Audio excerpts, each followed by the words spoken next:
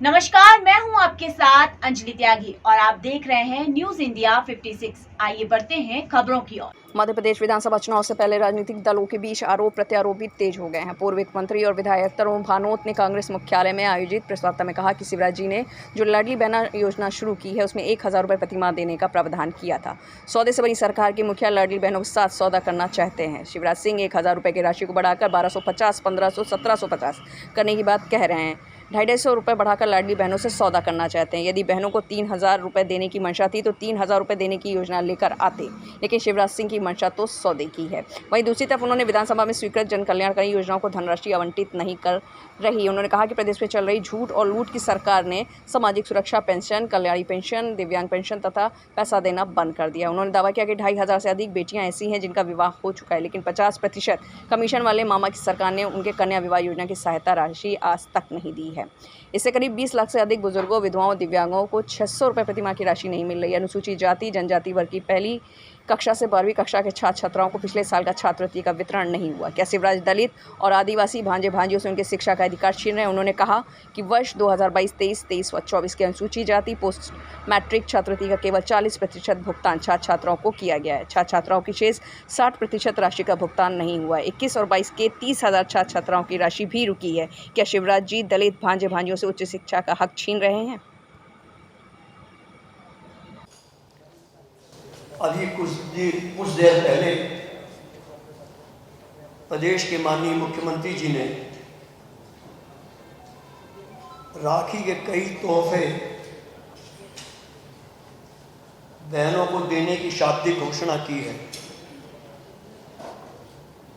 अभी मुझे हमारे एक फोटोग्राफर साथी बता रहे थे, तरुण भाई को, उन्होंने वो तस्वीर बताई है कि सैकड़ों बहनें राखी लेकर उनसे मिलने के लिए बैठी हैं। झूठ, फरेब और धोखे का अध्याय अब लगभग समाप्ति की ओर है। उन्हीं महत्वपूर्ण फरेब कांग्रेस पार्टी की ओर से पर्दाफाश करने के लिए इस महत्वपूर्ण पत्रकार वार्ता में अकाट्य और प्रामाणिक तथ्य प्रेस नोट आपको उपलब्ध कराया जाएगा। लगभग 18.5 वर्ष से मध्य प्रदेश में भारतीय जनता पार्टी की सरकार है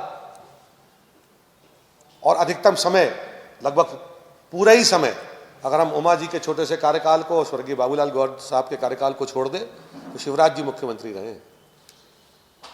तो मैं आपका ध्यान इस ओर आकर्षित करना चाहता हूं कि उनने जो घोषणाएं की थी और उनने घोषणा करने के बाद उन घोषणाओं में से घोषणाओं की संख्या तो असंख्य, जो कुछ योजनाएं शुरू की थी वो भी उन्हीं के कार्यकाल में, उन्हीं के द्वारा, उन्हीं की सरकार में बंद कर दी गई।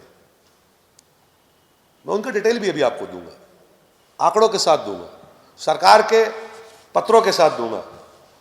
आपने सामाजिक सुरक्षा पेंशन, राज्य सरकार की सामाजिक सुरक्षा पेंशन, जिसमें मैं ये बात जरूर जोड़ना चाहूंगा कि जब 15 वर्ष के लंबे अंतराल के बाद माननीय कमलनाथ जी की कांग्रेस की सरकार मध्य प्रदेश में सत्तारूढ़ हुई थी तो हमने उस सामाजिक सुरक्षा पेंशन को 300 रुपये से बढ़ाकर 600 रुपये किया था। पर आप जो उनके हितग्राही हैं, हमारी वृद्ध माताएं, बहनें, जिनके पति नहीं है, जो विधवा भी हैं, उनके लिए जो सामाजिक सुरक्षा पेंशन थी, वो जिनकी संख्या लगभग 20 लाख से भी अधिक है, और हमारे दिव्यांग भाई बहन, उनके खातों में पिछले 3 माह से भी अधिक हो गए, वो पैसा नहीं पहुंचा। क्या वो मध्य प्रदेश के नागरिक नहीं है? क्या उनको सबसे अधिक इस पैसे की आवश्यकता नहीं है? तो आप जो आगे घोषणाएं कर रहे हैं उनको कैसे पूरी करेंगे, क्योंकि आपके पास पैसे नहीं है। इसी के साथ आप बड़ी बड़ी बातें करते हैं अनुसूचित जाति के, जनजाति के हमारे भाई बहनों के उत्थान के लिए, छात्रों के उत्थान के लिए। एक बहुत महत्वपूर्ण योजना जो मध्य प्रदेश में चालू थी, कक्षा 1 से लेकर 12वीं तक के छात्र छात्राओं को छात्रवृत्ति मिलने की, वो 2022-23 और 2023-24 में आज तक नहीं मिली है, जिसके कारण उन शैक्षणिक संस्थाओं में जहाँ वो पढ़ रहे थे, बहुत सारे बच्चों को बाहर निकाल दिया क्योंकि उनके माँ बाप के पास ये पैसा नहीं था कि वो भर सके। इसका जवाबदार कौन है? माननीय शिवराज सिंह जी। क्या भारतीय जनता पार्टी की आपकी सरकार जिसके आप मुख्यमंत्री हैं, मुखिया हैं, वो जवाबदार नहीं है? फिलहाल खबरों में बस इतना ही। बने रहिए न्यूज इंडिया 56 के साथ। नमस्कार।